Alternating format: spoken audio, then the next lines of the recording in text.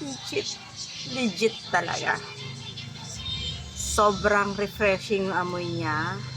Parang naligo ka sa perfume. Alam mo yun, yung feeling na gano'n na ang sarap-sarap maligo kasi ang bango-bango na naaamoy mo. Gano'n siya. Para bang ayaw ko na siyang panlawan. Napakabango.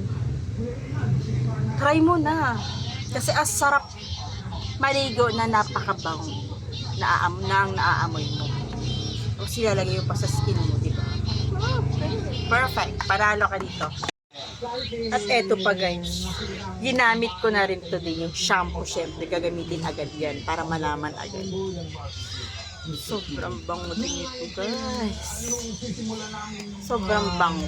Alam mo yung feeling na pagka shampoo mo lalambot agad kasi di ba nga na-damage yung hair ko. Pinakulot ko sa Mindoro, nasunog ng gamot kasi nga gusto niya ikulot galing niya sa Riban. So matigas. So naubos nga yung gamot niya, nakatatlong balik ako.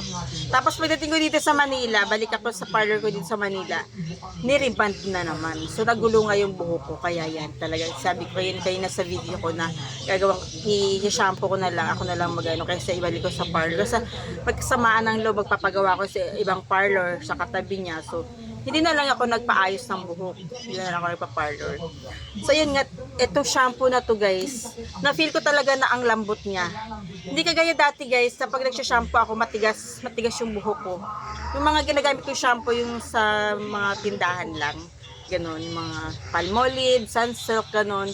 So ito guys, iba yung feeling ko sa kanya. Unang gamit ko pa lang guys. So ang lambot, tas ang bango din, sobrang bango. As in.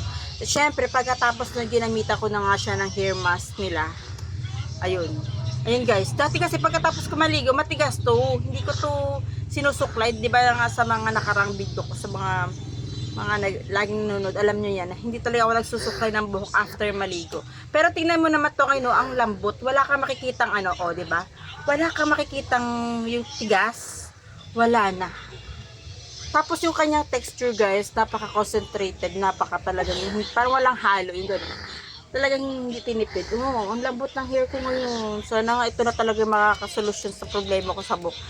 Namimiss na kasi yung nakalugay, kasi pag gano'n, yung napaka-freezy ng hair ko, napaka-dry, napaka-tigas. Gusto ko na lang siya itali kasi nga ang gaspang-gaspang niya, ang pangit sa feeling. So, ayan, sana nga makapaglugay na ulit ako kasi namiss ko talaga maglugay. Kasi kapag lagi nakatali, ano diba, pangit ang shape ng buhok. So, yan, ginawa ko na nga ng paraan. Ayan, ito yung hair mask nila. So, ano pang ginagawa nyo mo, mag-check out ka na kung dry yung hair mo, kung may kailangan din i-repair. So, try nyo na rin to guys. Check out nyo na dyan sa, ilalagay ko na lang yung link dyan sa yellow basket.